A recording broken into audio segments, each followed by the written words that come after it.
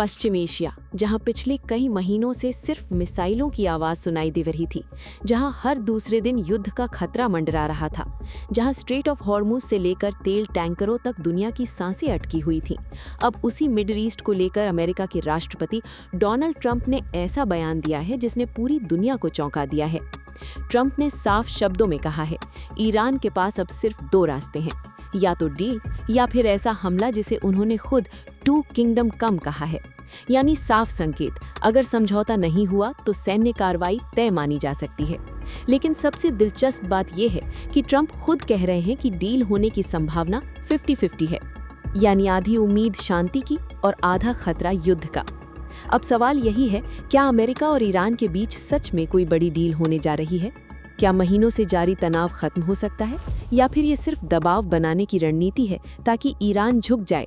दरअसल ट्रंप ने एक इंटरव्यू में कहा कि बातचीत काफी आगे बढ़ चुकी है।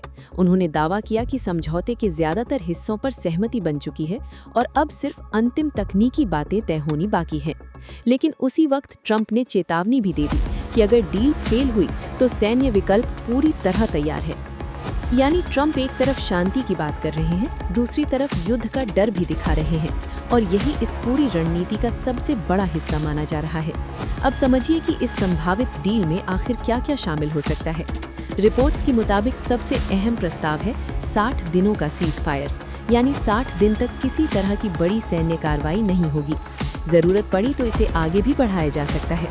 इसके अलावा ईरान अपने परमाणु कार्यक्रम को लेकर कुछ बड़ी शर्तें मान सकता है, जैसे यूरेनियम एनरिचमेंट को सीमित करना, परमाणु हथियार नहीं बनाने का भरोसा देना और अपने मौजूदा यूरेनियम स्टॉक पर अंतर्राष्ट्रीय निगरानी स्वीकार करना। इसके बदले अमेरिका ईरान पर लगे कुछ आर्थिक प्रतिबंधों में राहत दे सकता है, खास तौर पर तेल निर्यात को लेकर। और सबसे बड़ी बात, स्ट्रेट ऑफ हॉर्मुज को दोबारा पूरी तरह खोलने पर सहमति बन सकती है। याद रखिए, यही वो समुद्री रास्ता है जहां से दुनिया का बड़ा हिस्सा तेल गुजरता है। अगर यहाँ तनाव बढ़ता है तो पूरी दुनिया में तेल महंगा हो जाता है। भारत जैसे देशों पर भी इसका सीधा असर पड़ता है। यानी अगर ये डील होती है तो सिर्फ अमेरिका और ईरान नहीं, पूरी दुनिया राहत की सांस ले सकती है। रिपोर्ट्स ये भी कह रही हैं कि इस समझौते का असर इजराइल और हिजबुल्लाह के संघर्ष पर भी पड़ सकता है। लेबनान बॉर्डर पर सीज फायर को मजबूत करने की कोशिश की जा रही है, लेकिन यहाँ सबसे बड़ा ट्विस्ट आता है बेंजामिन नेतन्याहू। कहा जा रहा है कि इजराइल इस डील को लेकर पूरी तरह सहज नहीं है। इजराइल को डर है कि ईरान का परमाणु कार्यक्रम सिर्फ रोका जाएगा, खत्म नहीं होगा। यानी नेतन्याहू चाहते हैं कि ईरान पर दबाव बना रहे, जबकि ट्रंप फिलहाल डील की तरफ बढ़ते दिखाई दे रहे हैं। हालांकि ट्रंप ने दावा किया है कि उनकी नेतन्याहू से बातचीत बहुत अच्छी रही है, लेकिन पर्दे के पीछे तस्वीर इतनी आसान नहीं मानी जा रही। अब सवाल ये भी है कि ट्रंप अचानक इतने एक्टिव क्यों हो गए। दरअसल अमेरिका पर इस वक्त कई तरह के दबाव हैं। तेल की बढ़ती कीमतें, वैश्विक बाजार में अस्थिरता और चुनावी राजनीति। अगर पश्चिम एशिया में बड़ा युद्ध छिड़ता है तो उसका असर सीधे अमेरिकी अर्थव्यवस्था पर पड़ेगा। इसलिए ट्रंप खुद को एक ऐसे नेता के तौर पर पेश करना चाहते हैं जो युद्ध नहीं, डील कराता है। दूसरी तरफ ईरान भी आर्थिक दबाव में है।